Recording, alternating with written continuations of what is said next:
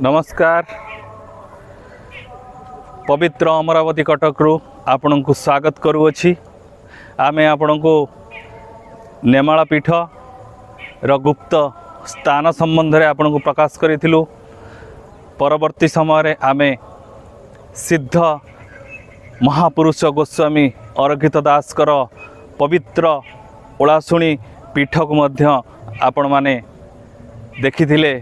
जो गुप्त स्थान मान रही अछि, जो गुप्त मालिका संबंध रे आमे प्रकाश करिथिलु, से समस्त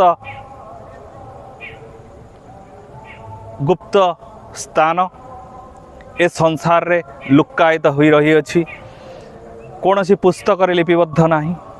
आम्भे माने प्रकृत सत्य को खोजिबा दरकार। आमे सब बेले गोटे कथा कहिचु, प्रकृत सत्य को खोजिबा दरकार। कहीं आमे एक कथा सब बेले कहूचु, कारण आमे केवल पुस्तक लिखित वाक्य सीमित रहिले आमे आगो को बढ़ी परिबा नाही, प्रकृत सत्य को चिन्हि परिबा नाही। कारण हुए तो पुस्तक केही पैसा दे लिखि दे पारि थाए बा कोनोसी अर्थ लालसा कि अन्य कोनोसी कामनार बशवर्ती हे लिखि पारि थाए। जे प्रकृत रे से कार्यटे सेया थिला कि अलगा किछि थिला, से संबंध रे प्रकृत सत्य को आविष्कार करने को पड़ो। प्रकृत सत्य कौटी लुचि ताको खोजा को पड़ो।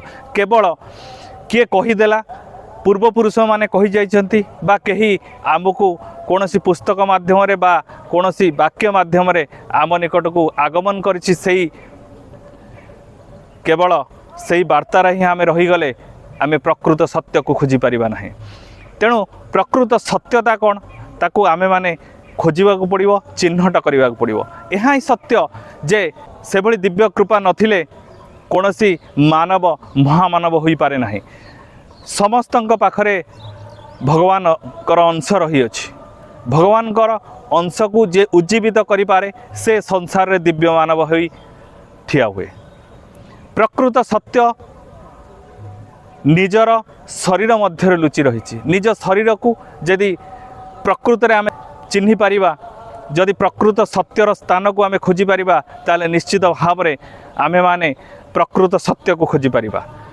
एही प्रकृत सत्य को खोजिबा को जाई आमे आपन को देखैथिलु प्रकृत सत्य कौन। आमे माने सेही स्थान को जाउचंती जोठी आमको महापुरुष बा आमर पूर्वपुरुष माने कही जाइचंती, जोठी की पुस्तक रे किछि लिपिबद्ध रहिछि बा लोक कथा रही, किसी लोक कथा रही, से लोक कथा अनुसार आमे माने से स्थान को जाई थांती। प्रकृत महिमा जे जहाँ लिपिबद्ध करिछि बा किए कोनोसी काल्पनिक चित्र रही, से चित्र को जहाँ लिपिबद्ध होइछि, से लिपिबद्धता को आम्भे प्रकृत सत्य भावी ताको ग्रहण करि थांती एवं सही सत्यता अनुसार आमे से जगह को जाई थांती बा से जगार महिमा संबंध रे ज्ञात होइतांती। किंतु जदि प्रकृत रे निज शरीर से स्थान को आमे खोजी पारिबा, से स्थान शरीर से सत्यटा को आमे यदि लक्ष्य करिबा, निश्चित भाव से स्थान रे से आपण को सत्य ही देखैबो।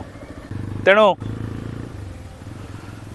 प्रकृत सत्य ठारू आमे दूरे जाई केवल मिथ्या मोह बा लोभनीय रूपरंग रूपसज्जा रे आम्भे मोहित होउचंती।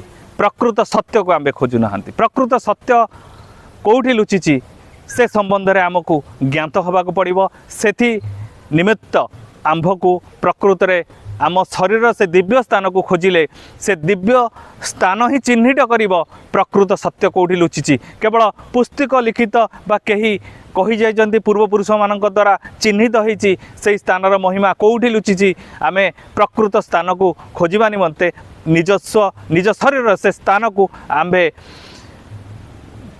से जो दिव्यतार स्थान को आमको लक्ष्य करिया पड़िबो। से दिव्यतार स्थानर स्पर्श रे आम्भे निश्चित भाव से प्रकृत स्थिति को आमे लक्ष्य करि परिबा।